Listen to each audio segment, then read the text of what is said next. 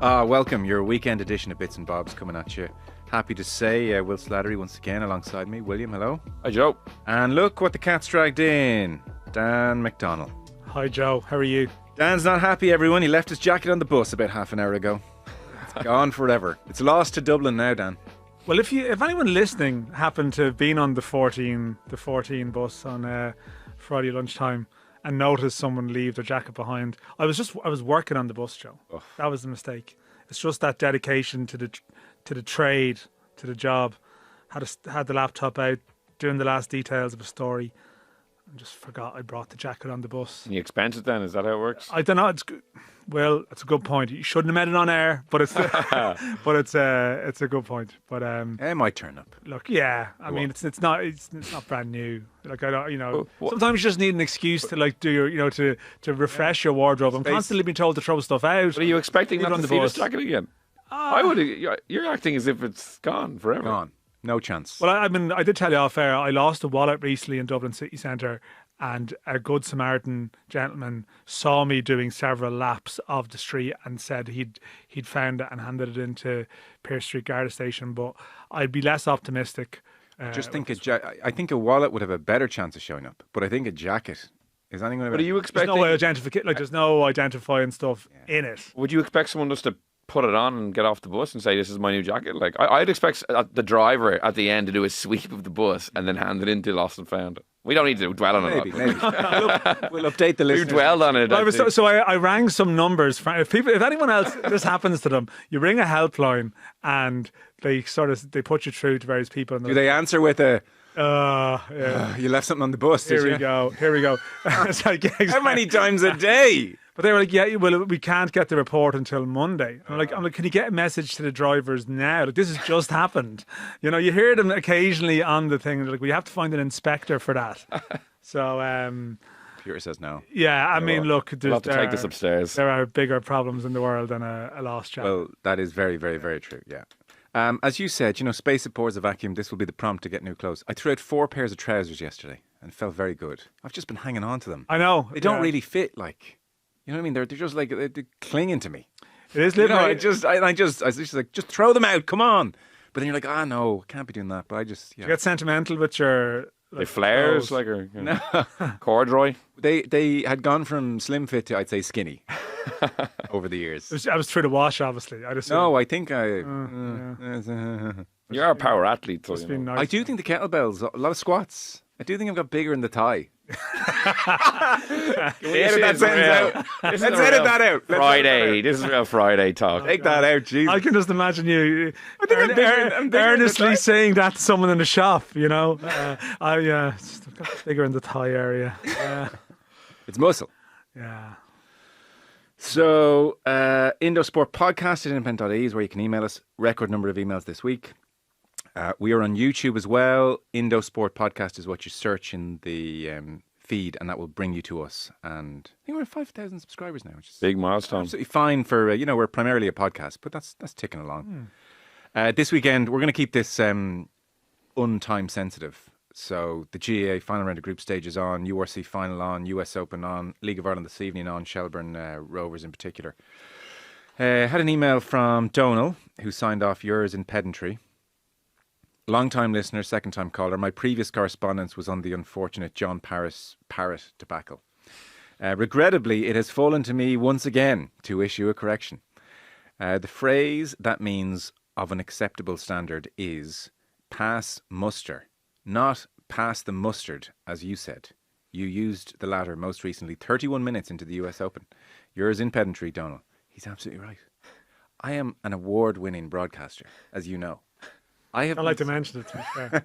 I have been saying, that didn't pass the mustard routinely for 15 years broadcasting. Pass the mustard. I never knew it was pass muster. Am I alone in this? Anyone else think it was pass the mustard? I don't think it was past the mustard, no. Past the mustard sounds more like an action. Yeah. Yeah. I never gave is it an idiom? Whatever the hell it is. I never gave it much thought. I suppose if you did stop to think about it, it wouldn't make much sense past the mustard. But anyway, it's past muster. Did your heart sink when the first line came in of that email? Because you know from the John Parrott stuff that this guy is good. Yeah. He's got previous. What's Donald's day job? I want to know. He seems like an inspector who could find your jacket potentially. I don't know. That's his energy, I think. These are very common things. If you don't read these words, then you don't see the phrase "pass muster" written very often. So I just picked it up the way we all learn language. What's your standard of English like? Because obviously you're a broadcaster, you would never. I think it's good. Like I did English in college and everything. And, Okay, so you've no excuses. Liked it at school. No excuse. But it's just not one of those phrases you see written very often. For a long time I thought "play it by ear" was "play it by year," which does make sense. Unlike "pass the mustard," play it by year. That adds up to what the saying is trying to get at. Let's just play it by year. No, it As doesn't in- really, because Like, it would require a year is a period of time. You don't think the year part? Let's see it later. Let's play it by year. It's like, well, no, that's a long time to make that decision. No, I know, but I just thought, well, year. They've just picked an arbitrary length of time, but it's we'll just see in the future. It's like the old mixed. You have the mixed sort of sayings as well. Who was the English footballer who spoke about the carrot at the end of the tunnel? Like you get your sort of sayings, sort of you just get them mixed up. Yeah, that one hurt me when I saw that, Donald. So well done, Donald. 2-0. Paul in Lisbon. Oh, this is a fair point. The biggest issue with GA coverage, we've been talking about that a bit on the pod this week because, for instance, on Saturday when there are big games on, not a single one is free to air on television. Biggest issue with the coverage is not the fact that Galway, Armagh, Dublin, Derry don't get their final game free to air. It's that Cavan and other small counties will not even have had one group game on TV or on GA+. This means I can't watch my county play all summer while living in Lisbon, relying on brilliant radio commentary from Northern Sound to provide the only coverage. The other consequence of this is that no pundit has had the opportunity to watch Cavan, so they know nothing about them. My frustration usually comes out when Cork hurling fans complain that they had to pay to watch one game every year. Regards, Paul in Lisbon. Tyrone Cavan was on RTE.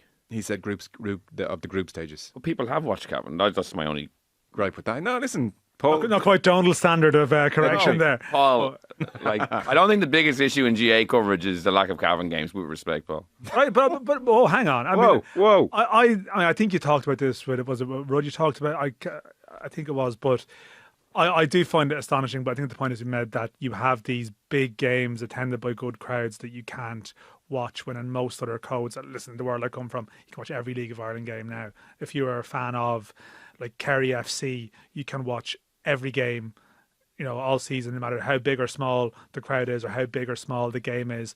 And it, to me, is a slight oddity given the huge interest that you have these games that just they aren't visible, particularly for the overseas person. It seems I'm sure there are reasons, but I do think that point he makes about pundits not being familiar with Cavan, I do think that is true. Because there are 32 counties and you can only watch so much and lots of games aren't on TV. There is a lot, like on a Sunday game highlight show, of, pundits having to parse something from a 2-minute highlight show and say, Cavan are a proud football county. They'll be disappointed it's bullshit, with that. Yeah. Because in fairness to Paul, their biggest win since their Ulster final win during COVID was against Mayo. That wasn't televised. It's been lost to history almost, bar, as you say, a handful of highlights on the Sunday game programme. But it feels like the GA, so it's the last one standing in terms of growing up. If you wanted to watch a particular sport, wherever it was, and I remember you'd have the sports stadium on a Sunday, or what was the BBC one during the Grandstand. week? Yeah, but no, the midweek one, like Sports Night, the midweek one. Oh, sorry. But if there was a particular game you wanted to see, or you might just only ever see 30 seconds of this game. That would be it. And we're so used now to whatever sport you're into, you can consume everything of that team or of that sport. And it seems to be the odd. I remember a couple of years ago there was a loud game I wanted to see it, and it was 90 seconds highlights on the Sunday game, and that was your lot. Yeah. And that seems like that's a throwback to how people used to consume their sport. Yeah. How about having Pat Spillane on Bits and Bobs? Asks John. He's on the record that he watches so much sport, and I'm sure he wouldn't be short of an opinion or two. Only problem is that by the time he finishes talking, the show might be longer than Joe Rogan's. Wait a second, Pat Spillane, Joe Rogan. I've got another idea I need to share with someone else. All the best, John. We would absolutely have Pat on. It's a problem with geography, really. We all want to be in the same room so we can kind of, interrupting each other and flow. Just doesn't really work on Zoom. Pat Spillane and Bits and Bobs will be funny. Opinion needed. Sorry, I'm just working through emails. A lot of emails. We'll get on to talking points then. Sorry, Dan. That's good. Firstly, love the pod. Keep up the good work. Bits and Bobs in particular gets me through many a workday. Anyway, to the important part. One of the lads recently raised the point that Rasmus Højlund has scored 4 Premier League goals this season. This friend and another few reckon that if they played the full season up front for United, they could match that total or better. The rules are simple. You have to start every game and you can't be subbed off unless you request it. Nevertheless, the lads think that they would manage 4 goals. Myself and some other realists think they would do well to get 4 shots. For context, we're now all in our mid-30s. I mean, come on. Your thoughts would be appreciated. Keep up the good work. And then he says, Up Beans, GB and Ballinasloe WhatsApp group with a heart emoji. So they'll know what that means. There's not a chance you'd score a goal, let alone 4. No chance. There's no chance. Not even, no. They wouldn't do it in League of Ireland. No chance. No. But if you were just stationary in the box at every corner kick, a ball could fall at your feet. That's your only hope. But that's no. Like I think that's eminently possible. I think like not to go down to a serious debate. Like, but like not to take this email really doesn't deserve a serious. Like the biggest problem with Evan Ferguson over the past year is that he's actually not getting shots. He's actually not getting into positions. It's not a blooper reel. Like if you're out of form and maybe you're not getting into the positions, you know, you don't actually get the shots away. It's not about a litany of misses. So like there's just a lot of assumptions there that you're going to get into positions at Premier League level to get a shot away. It just, like you'd be manhandled at a corner. I mean, just wouldn't happen. I don't think so. No chance. I don't even think League of Ireland any chance. I haven't seen these guys. Maybe one of them is, you know, picked up an injury in his teens and has a bad knee, but has a Ruud van Nistelrooy nose but for like goal. Put yourself in the shoes of the. Oh, I would. Could someone score? Think of a man. Well, of course, I've seen Joe play. He'd be more holding midfielder, but like, yeah, I get in the end of something. See, Man United is a really bad example though because they've been losing a lot of games. Now, if someone was to say, "What about a completely dominant Man City side who've like got 100 plus points, could score? Like they could probably manufacture it. They just for someone to little, score 1 goal. I would think so. Those little pullbacks. You're stood in the penalty area. Actually, in a competitive, lower half table team, just won't be happening. No, I just wouldn't really back the Ballinasloe group's ability to get into the box to keep up with the attack. No. You know what I mean? To have it pulled back to them. Corners are your only chance. But I don't think at any professional level. Yeah. If Evan Ferguson can't get shots off, I don't know if you lads can. It'd be a great experience though to be out there and just understand the chasm. Well, we had the George Weah's cousin for Southampton. Oh yeah, number of years ago, who played, and it was basically it was a wind up, and he came on for 10 minutes, and it was a horror show. Yeah. So I don't think so. I think you might get what? No. I went to Talca Park and watched Harchester United play Shelburne in 2002, and they were actors. Yeah, and they did a good job. They held their own against Shelburne. Yeah, back then. So. They can do it. I remember that. Carl Fletcher. I was watching that on YouTube recently for some reason. Came up. And the penalties. Bertie Ahern was there. It was a hot ticket. I had a Harchester United jersey. I mean, oh God, Will. I mean, you are one of those people. It's just unbelievable. Dream Team is so underrated. That was the day that, but I think Owen Harry was speaking about that recently, that they had to manufacture in one of those games a missed penalty. Yeah, penalty shooter, yeah. So they got the kit man to take it. So it was one of the people you were watching was the Shell's kit man because none of the players actually wanted to base himself. The Fletcher couldn't play football at all. He was injured. Anyway. He was injured. But I watched the YouTube, he was injured. Yeah. But Bowes Rovers played in Santry that day in one of the famous Roddy Collins 6-4 game, and it's always a reference point now that like that amazing game was happening while down the road Talca Park was full for an entertainment concept. I can only imagine what you would write if that happened now. So angry. You'd be fuming down. You and Dermot Keeley. But the thing is now thankfully the full grounds are the League of Ireland. No, listen, thankfully, you're right. So. Dave emailed. We'll still go to the Harchester game, I reckon, to be honest. This was probably our email of the week, or the one that we all enjoyed the most. Hi gang, love the podcast, etc, etc. Last weekend we had a 10-year school reunion in Cork. It was great to catch up with the lads. After some pleasantries and exchanging a few old school stories, 4 of us got stuck into talking about sport. The conversation flowed like wine. Whether it was Crowley Prendergast, McIlroy at the Masters, Amorim at United, each of us had detailed contributions and opinions. Surprisingly and unusually, we agreed with each other on most topics, which further fueled the momentum of the discussion. Well written. What's the guy's name? Dave. Despite following very different life paths and not seeing each other in many years, we seem to be much more aligned in our sporting views. A stark contrast to the school canteen debates all those years ago. The moment that seemed too good to be true was crushed when a fact about the NFL segued to a tangent about Timothée Chalamet's acting career. One of the lads reluctantly hypothesised that each of us had shamelessly been passing off bits and bobs material from the Indo Sport podcast as our own. Much like Chamelet himself on ESPN, we had been rattling off superficial sports facts and predictions, perhaps without understanding any of it. The dreams of our own Bits and Bobs style podcast evaporated like a Queven Keller €80 million price tag. Thanks for the material, and I'm sure we'll be able to recycle it on another unsuspecting sports fan very soon. All the best, Dave. Well Good to know. Well played, That was Dave. funny. We had a big Timothy Chalamet thing a while back. Ah, That's what that's about. Well, you're from Louth. How do you pronounce the film Dune? sorry, which film? Spell it. Dune. D-U-N-E. Dune?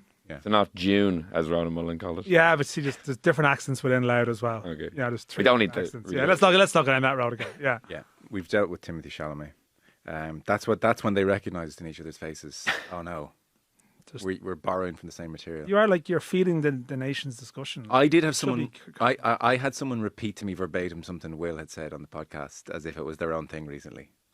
I didn't say it to them. I was like, "Yeah, it's an interesting point." Oh, no. It was a really good point. But we're but we're all doing that. You know what I mean?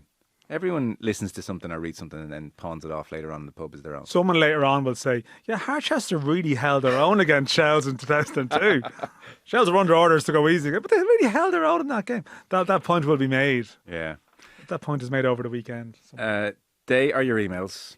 So things going on. Thomas Frank in football is Spurs manager for the next 3 years. Meanwhile, yesterday in Madrid, Trent Alexander-Arnold unveiled, and he was sitting there waiting for his turn to speak and walked up to the podium. He took out the earpiece, which he'd been using for translation purposes in the crowd.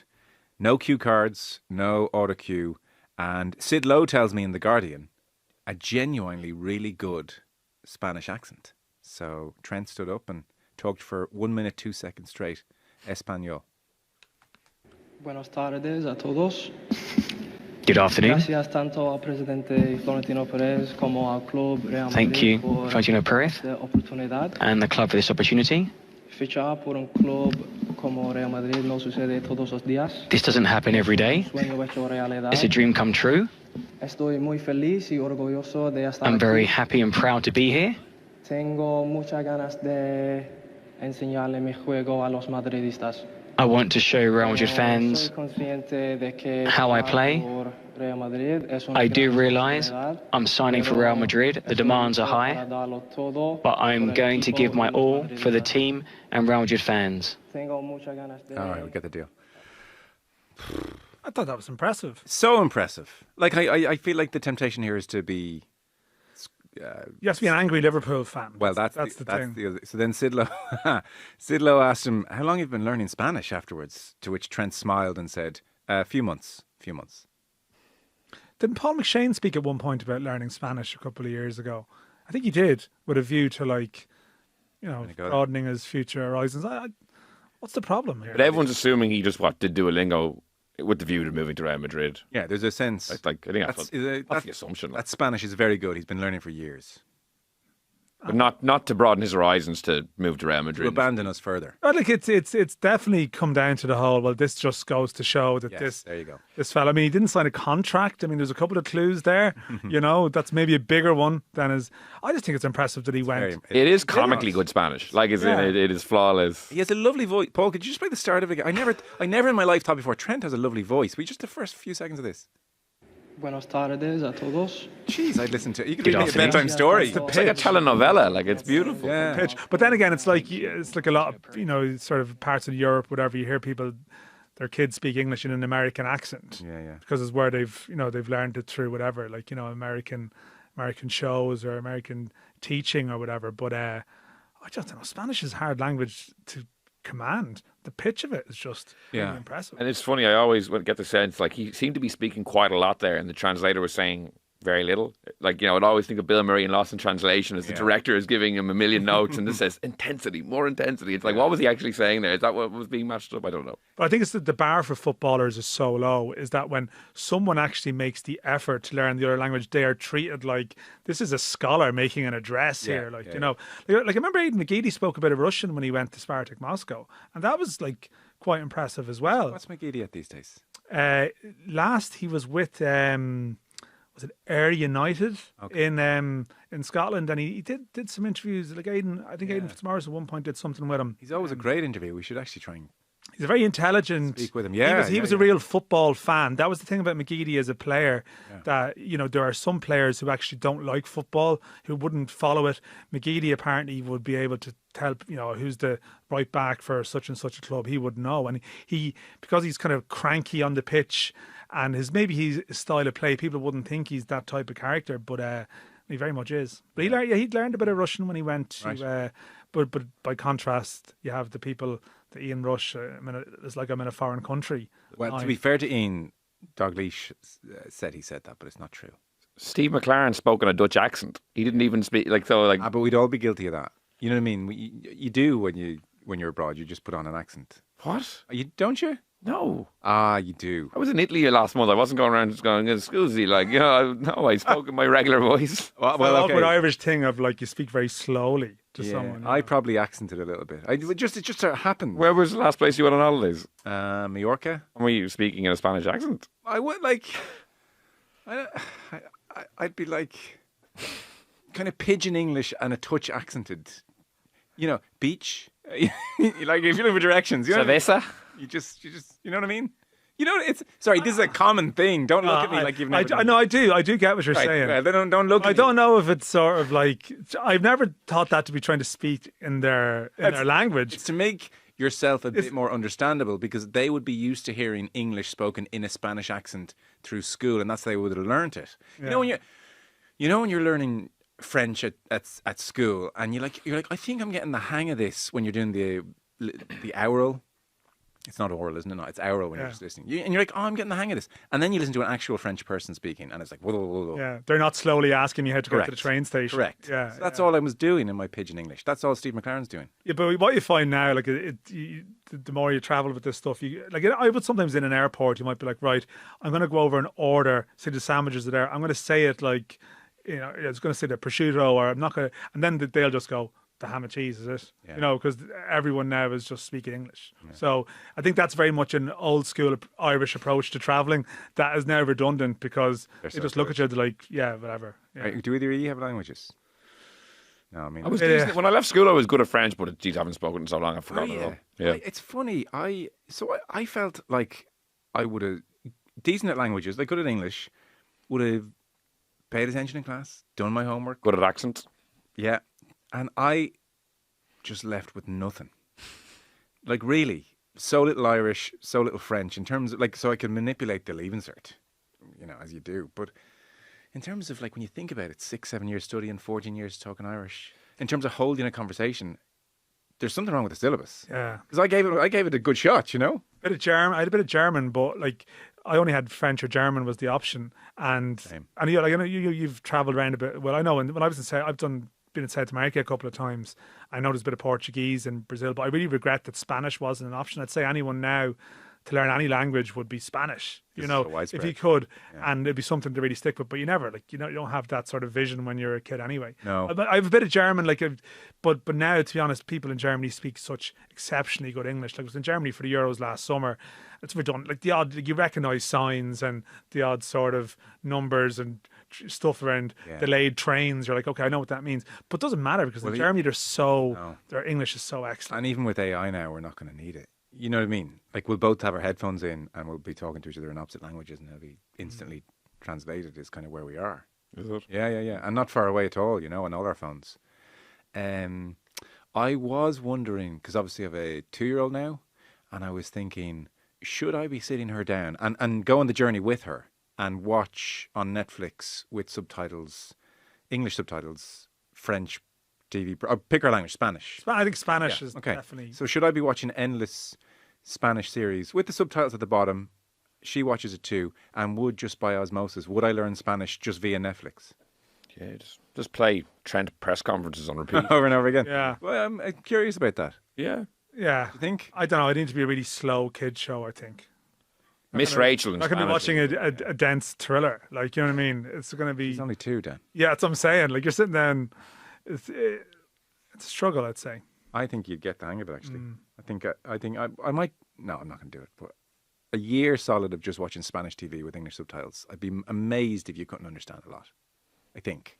Somebody who knows more than me will tell me. You're skeptical? No. Okay. Like, it took Bart the entire summer in France to learn French, to alert the policeman as to his captor's mistreatment of him. So I don't know. It takes a while. He was saying Xabi Alonso was a big inspiration for his passing range. Makes sense. Coming through at Liverpool, watching Xabi. And on the back of his new shirt, he's number 12. It's just going to say Trent, which is clever. I mean, there's a marketing intelligence there because he said, look, the double barrel thing, people get confused all the time. Some people just call me Arnold. So Trent is what's on the back of the jersey. Florian Wirtz has completed his move to Liverpool.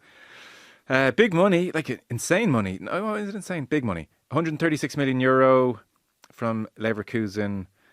20 million of that will be add-ons, depending on how Liverpool do. And if they get all the add-ons, then that makes him the most expensive signing in English football. That title currently held by Enzo Fernandez, who went to Chelsea for 125 million euro.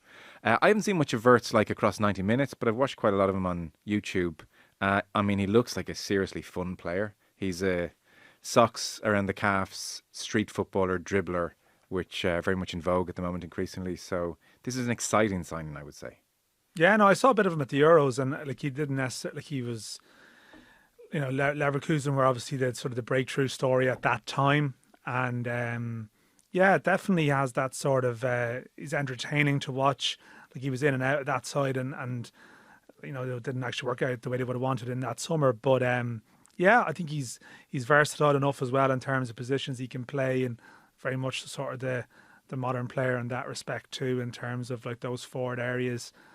Yeah, I mean, it's just, I think the bigger thing is it just goes to show. I mean, it's sometimes there's almost a little low Liverpool relative to the bigger spending, and the fact is that they've got a player who would seem like had options at other sort of so-called sort of super clubs or whatever, and Liverpool have shown that they can win that type of race, So there's something in that, I suppose, for them to seize to that they've actually seen off clubs who would traditionally see them off when it comes to head-to-heads for that type of thing. Yeah, well, I guess with the likes of Wirtz, obviously, and Virgil van Dijk, they're not afraid of spending big when they've identified someone.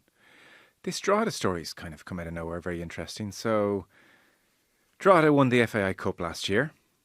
Their reward is a place in the UEFA Conference League, which is worth about $500,000 in prize money alone. So that's, a big chunk of change. So that's all good. And then what happened is that Danish side Silkeborg qualified for the Conference League as well, courtesy of their league finish.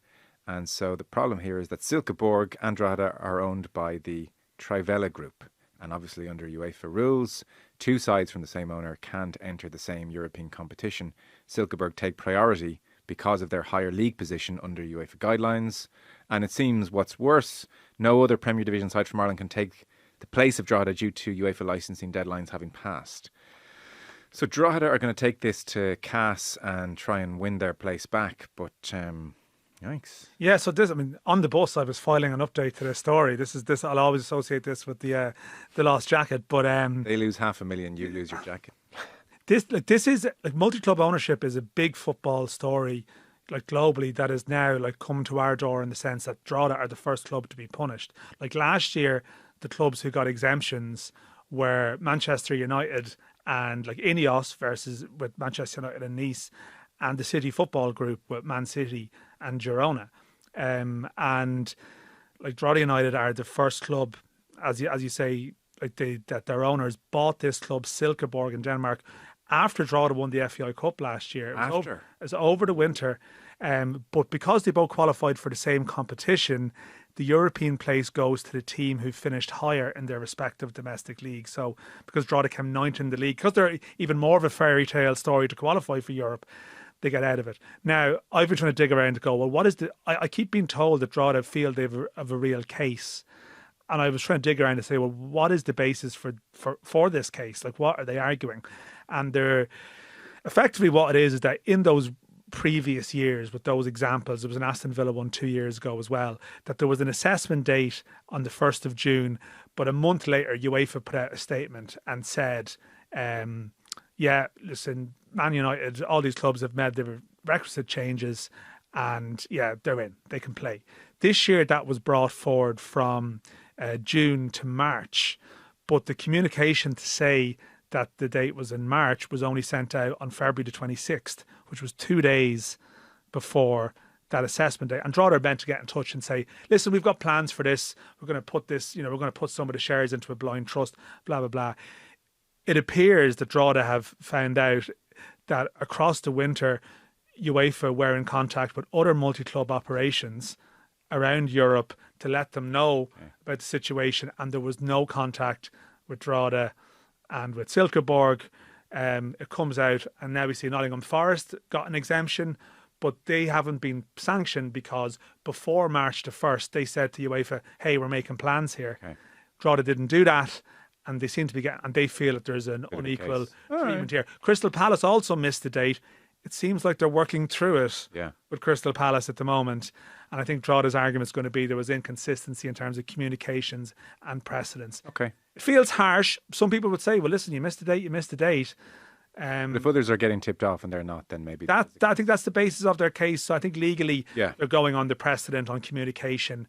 They're in Castle. And it's a big thing. The story I filed is that the owners are spending a substantial six-figure amount on the legals. They're using lawyers in 3 different countries. There's like a UK firm, a US firm, and now a Swiss firm acting on their behalf. So they're going to spend that 500 grand pretty quick. Well, the point is that they're assess that this isn't going to be taken out of the club's budget, but Trevela are. And where are this crowd from, Trevela? They're American. Yeah, they're American. They own Walsall. Then they own Walsall, Drogheda, Silkeborg, and a club in Togo. Okay. I mean, multi-club ownership is a big thing. It's a big deal. And listen, some people have very valid concerns around multi-club ownership. It does strike a little bit like there's a low-hanging fruit here. This reminds me of a horse racing thing where the little trainer gets done for a sanction that all the big trainers are guilty of, but it's so easy to... And you say, well, we're being tough on the rules with these guys. Yeah. I feel sympathy for them, I have to say. Others may not. Okay. US Open is continuing. We won't really dwell on specifics now because it'll all change across the next few days. One thing, though, which has irked, I think, the American audience, or certainly a portion of it, Rory McIlroy not talking to the media after his first round, which was yesterday. Now, by the time you listen to this, he may well have spoken today. I'm very conscious of that. So it's all much ado about nothing, I'm sure. But I guess hot on the heels of not speaking across the 4 days at the PGA. And we're about to play a clip of the No Lane Up podcast, which is obviously a big golf podcast in the States and beyond. They, as you'll hear, they didn't put much truck with his various excuses for not speaking at the PGA. And I suppose it came back up again last night, post-round, when Rory decided not to speak to the media again. So it's just quite striking here. Patience running out. They are generally big Rory fans, as most people in the game are, by the way. But patience running out for Rory and his media dealings. And they're also like just thinking it's a very self-defeating thing to do. Once again, skip media today. Solly, I thought you had a great point on Slack about, I get the TaylorMade thing. I get the driver thing. Not wanting to talk about that. Don't really get what the had the weather excuse on the Saturday, wanted to see his daughter on the Friday, just wanted to get home, and in his own plane couldn't have waited 7 minutes for him to answer a couple questions on the Sunday, or his reasons for not doing it.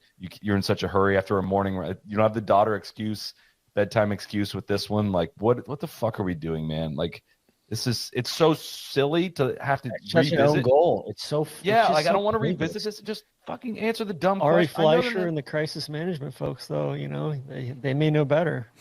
I mean, this is just, I don't even know what we're rebelling against at this point. Yeah, it's not this that you didn't sit down for a press conference. That's not what I'm talking about. It's just more the scrum or I don't know. It just feels feels like an easier thing to do for less of a headache later. It's just like draining the credit card. It's like, dude, you're just like pushing it off, because then the questions are going to get a little bit more annoying. So there we go. I saw Brian Keogh, Paul Kimmage were there, and they were saying there were certainly grumbles in the press room afterwards when he didn't speak to the media again.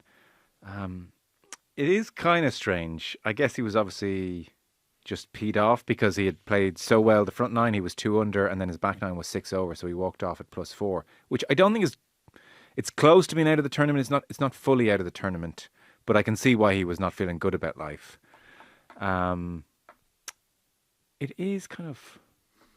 odd though, this new attitude to the media, because he's been so giving for so long. Yeah, like I don't think him not speaking after Thursday's first round is that big a deal.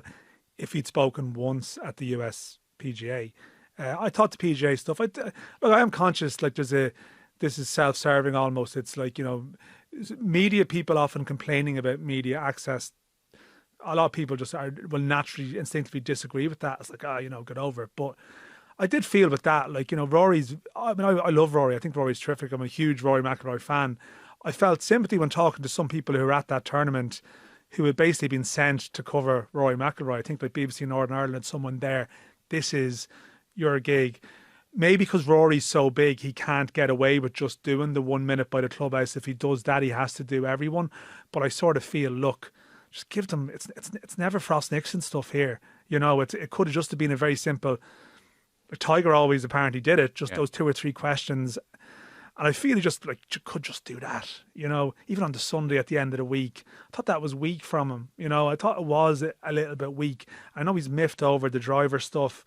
And he maybe because he's so honest, he doesn't trust himself to hold back.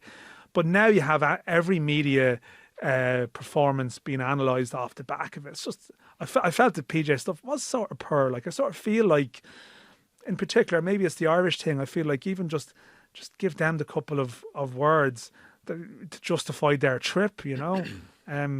But look, I don't know what you think. Right? Yeah, well, I think the guy, the last speaker there, I agree with him. I think he's just creating a headache for himself. Like, I feel like, you know, you talked about it, like, just answer a couple of questions and then put it to bed. Like, I feel like the next time he does come up, it'll be a big thing. I feel like he's creating an unnecessary talking point. Like, yesterday's round wasn't some sort of apocalyptic disaster. Yes, he finished poorly, but, like, it wouldn't have taken him much to answer a couple of questions. And then these guys who have a huge following, and I'm sure a lot of other people are having similar conversations, like, why isn't he talking? Why isn't he talking? What's he thinking? What's he doing? You know, you sort of can't have both ways. I appreciate he does a lot of media, but I'm a McIlroy fan. Yeah. So that's my starting point, and I'm still a McIlroy fan.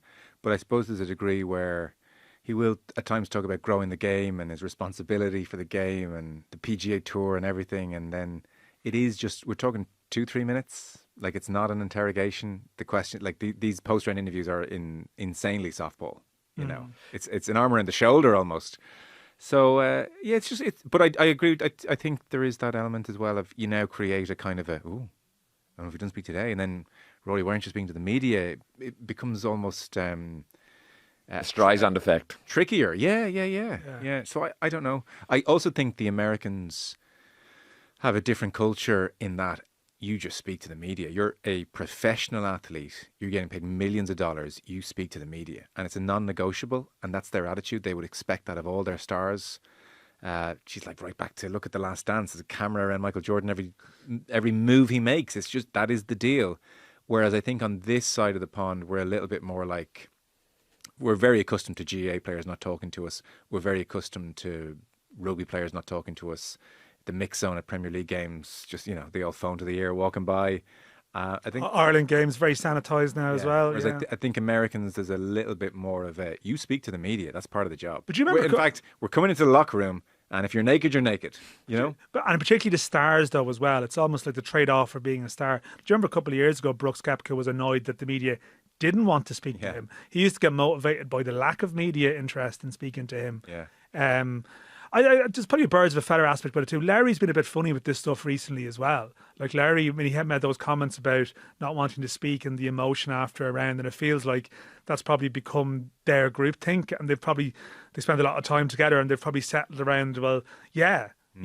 And Larry's had a couple of difficult Sundays recently, and he's not done it, and then it becomes, well, yeah, sorry. Why should I? It's not mandated I should do that. Yeah. But Rory is Rory. Like, I mean, I think for context for people, like Rory previously would have been on No Laying Up reviewing Succession. But yeah. Like, he's very much he was on their one of their wings of their show going through Succession episodes. Yeah. Like, he's very available, and that's the thing. Like, you'd have this big thing with Ireland going back in time. There would have been a couple of Ireland players who came along, probably green enough. I think John O'Shea was one of them, and they came along in their early years and they were available to everyone. Shane Long would have been another in my experience. People have their phone number, you know, they'd be doing interviews all the time. And then it probably comes to a point where I can understand people like, well, you're way too available. They shut down, and then it becomes, oh, they've shut down now. they've changed. Like maybe pity. Always a bit like that. You know? Yeah, and to be fair, in his press conference, then he's really interesting. So it's not like he's. To be fair, Tiger Woods would do it, but would be like appallingly bad. Like it's a disgrace how bad you're being, Tiger, in terms of like the answers you're given. Whereas Rory, when he is doing media, to be fair to him, he's literally revealing, I'm struggling for motivation here. Yeah, which is more interesting than 1,000 Brooks Koepka press conference. I agree with you. Yeah. So to be, you can't do it half-hearted. You can't do the. And that's where I'd give him. That's where I'd give him a slight pass on this. And your point about him maybe feeling he wouldn't be able to hold himself back from being too honest at the PGA. You made the point, Joe. Like he doesn't give everything he knows in every press conference. Like he's an adult. The idea that like he won't be able to stop himself from just saying all this. Like I don't, like you said that, and I agreed with you. Like on the Scotty, I won't be able to stop saying Scotty's name at the PGA. Yeah. But to be fair to him, his press conference again this week was very giving. Yeah. So there's credit in the bank there as well. It's just a strange one that it's like, let's just do the 3-minute. How's your round? How you feeling? What's the plan for tonight? Rest and recover. See it. Bye. Yeah, because I think because he did the big sit down on Tuesday or Wednesday, whatever it was. I think after Thursday's round, it would have been just that. It wouldn't have been. It would have been just Rory. What happened today? Yeah. I'm not sure about. I'm watching the US Open and everything. I find this course a bit of a pain. I couldn't disagree more. I love the US Open. I think I've always, it's always sort of been my favourite one, because I looked at the old Oakmont video of 2007, Angel Cabrera winning at a +5. I'm thinking that's heaven. That to me is a brilliant golf tournament. Can I tell you what I don't like? Go on. And see if you're with me on this part. So I love the greens. Absolutely amazing. Like some of the 3 and 4 putts we're seeing at the moment are just a joy to watch. And putting for me, when you're watching week to week in the PGA Tour, is often a little bit boring because a huge percentage of the television broadcast is made up of players tapping in 4-footers. But they still take 5 minutes to do it, and ball markers and all that crack. But you know they're going to get it. Whereas here, even a 4 and 5-footer is treacherous because the greens are so fast. And obviously the undulations are severe. You can roll off the green. You can end up in dire spots. Amazing. What I don't like in this golf course and these types of golf courses is the rough. So around the greens, for me, that type of heavy rough all around the greens takes out all of the skill. Because if me and Shane Lowry are playing Pinehurst last year, where there's razor tight grass around the greens and there's runoff areas, and me and him have to try and get it up and down, that's where his craft and his skill is going to be unleashed. He might play it low with spin. He might flop it high. He can do everything. I'm trying not to blade it on that kind of high. Whereas if we both play Oakmont and we both land our ball in the rough just off the green, it's like, well, let's take out our 60 degree, open up the loft, and we'll both have a flop at it, and it's guesswork. And it is. You take out so much of the skill. So I don't like that. And the other thing I don't like from a viewer point of view is when the players miss the fairway and they're in the crap. Like, they can't do anything with it except hack it out 100 yards. And so I respect that must be so challenging. Like, could you imagine playing that where basically it's almost like a shot penalty to miss a fairway? So I'm in awe of the talent. But I was watching last night and I'm waiting for 5 minutes for Gary Woodland to just get out his pitching wedge and hack it up there. And I'm like, this is so dull. The Masters, you're watching their second shot when they're in trouble because something, can they pull off a shot? Something can happen. But like, there are no options here except hack it up there. So the +5 thing I like, the viewing experience I find a bit turgid. But how often do we watch, like, and even this happens in the Masters sometimes, where someone hits a really bad drive and then all of a sudden, radar, someone's like, it's not just there's a gap. They now have a perfect lie because the spectators have been walking here, whatever. Well, there's no rough anyway. Well, Rory had a couple of those in the final round. So like someone hits a bad drive and then a few minutes later it's like, this is actually a great result for them. I like that you watch the US Open, you see someone and the arrow is going off and you're thinking, there's trouble here. Yeah. And I think that is like, it's like, I used to like the US Open back in the day because the same golfers would always be involved. Like Montgomery would always do okay, the straight hitters and Lee Jansen and like Jeff Maggart and all these people would just be there. And to me, that is like, it's pure enough in a sense, whereas golf has gone so big distance, hit it as far as you can, and maybe there's no implications for you if you're not accurate. Yeah. And that's why I like that. I take your point around the greens. I think that is a fair point around the penal aspect around the greens, and maybe there should be more forgiveness there. And sometimes the US Open, the funny thing is you have the snooker table style greens where the ball just rolls and rolls. You didn't really have that yesterday because they've had the rain. Yeah. But we'll have it by the weekend. Overall, I take that over. Like last year was it Valhalla, and I remember some people saying this is one of the best majors everywhere. I thought it was so boring because it was just birdie, 20 under. A major tournament around par to me is what it should be. You mentioned +5 for Angel Cabrera. Do you guys know what the highest winning score in the US Open is? It's not +5. It's a bigger one back in the day. There was a ridiculous score. What decade are we talking about here? In 1934, at Merion Golf Club, Olin Dutra won the US Open with a score of +13.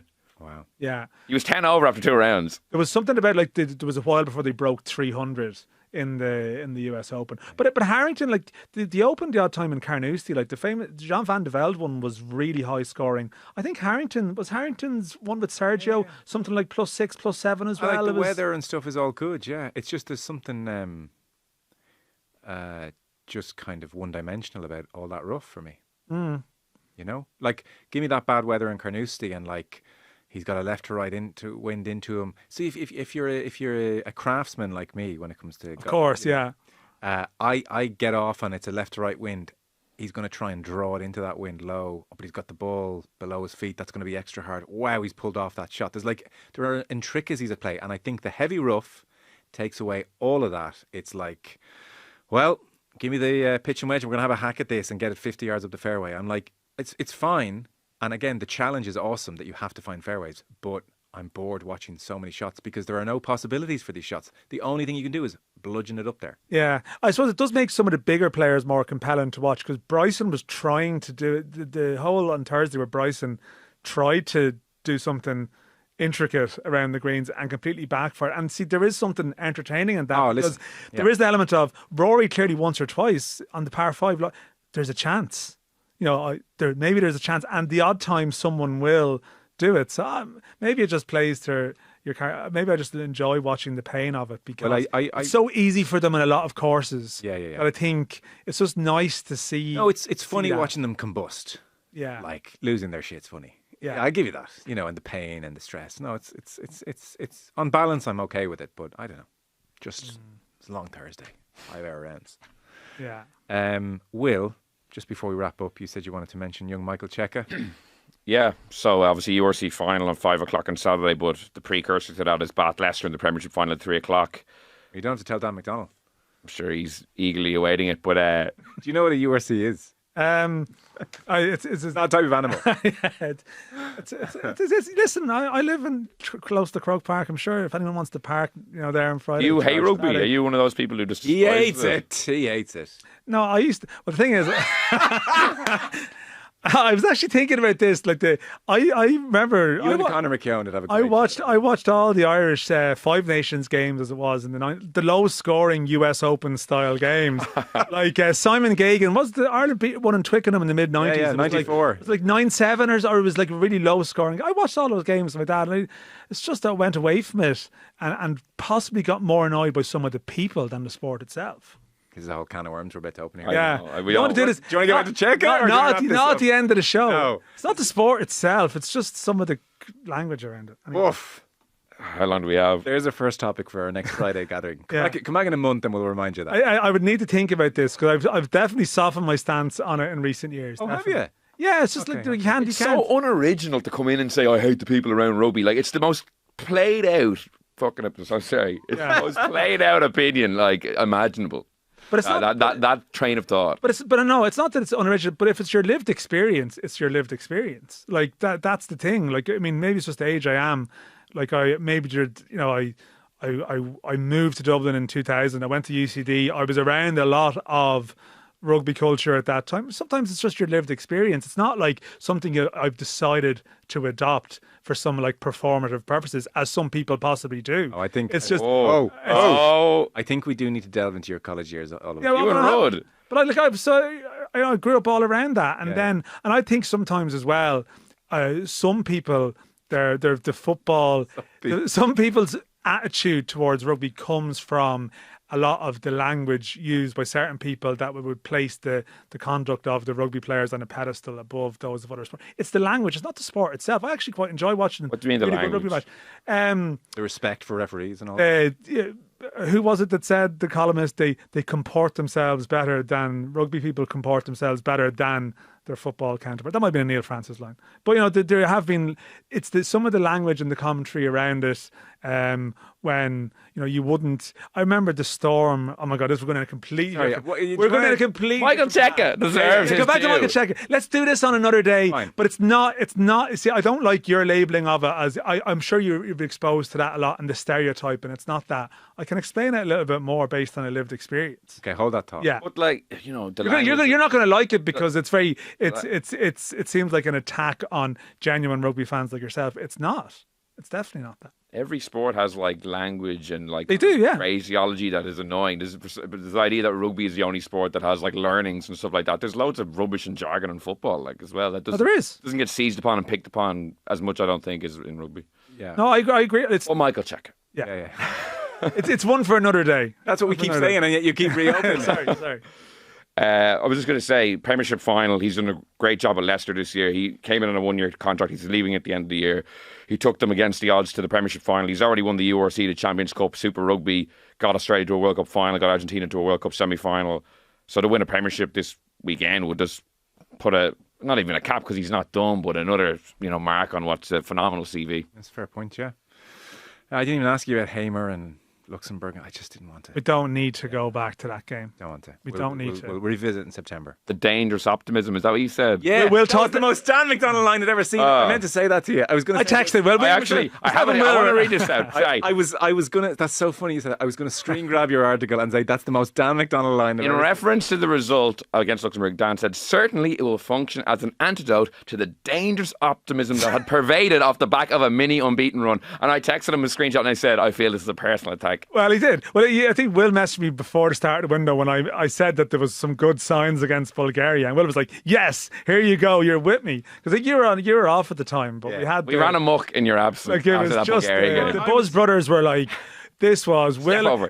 They came in after the Bulgaria game like they had witnessed the birth of a revolution, and it was just like, I just feel like I've seen too many disappointments. I've just made the decision I can't get too high with it. Dangerous optimism was such a pejorative description. Yeah. Such a nasty description. Yeah, you just should have said optimism. Optimism. Why was it dangerous? Because all optimism is dangerous when it comes to Irish football. Oh, okay. That is my point. I feel it's just I've felt so many of the disappointments that I can't allow myself to go down that road this time. I want Ireland to qualify for a World Cup so badly, more than anything. Yeah. I want to see an Irish team in a World Cup. I haven't seen the evidence that it's going to happen, but there's a danger to will it into believing, yes, the corner's being turned. I don't think it has. I think the group is still doable. I'm sure I will be guilty of dangerous optimism on Saturday, September the 6th, 2 minutes before kickoff, when they put them under pressure. The stadium will be full, and you will believe that it's possible. Yeah, well, Bulgaria games didn't give me that. I was feeling good about things, and I was willing to just ignore the Luxembourg thing. But then Gary Breen this week was a cold splash of water to the face. So Gary's very. You can listen back to that. He worried me. He worried me. I didn't love the sound of what he was saying. Pretty much done. We've been yabbering on here for long enough, I think. So come back in a month. We must remember that. Maybe we don't need to. It's Dan McDonald, the early 2000s Celtic Tiger years at UCD. Come on. You don't need to. You don't need. I just want to get away from that. I just want to get away from it. Okay. We've never heard someone have a quit at rugby, so we'll be. No, I see. We'll be very original. I don't like Will's suggestion that it's just something that you picked up the same as everyone else. It's a bit. It's a bit. Yeah, I've got examples. I can bring them to the table. Some of them have happened in this building. Okay. Yeah. Okay. Right. Yeah. Okay. We're done. So that's the weekend. Monday will certainly, I think, bits and bobs because there's so much going on. We're not sure what else we'll do on Monday. It might be GAA, might be US Open, might be URC final. Depends on how it all plays out. It's kind of hard to call. Weekend dependent, and we'll go from there. Will, thanks very much. Enjoy your weekend. Thank you, Joe. Daniel, come back again soon. Thanks, guys.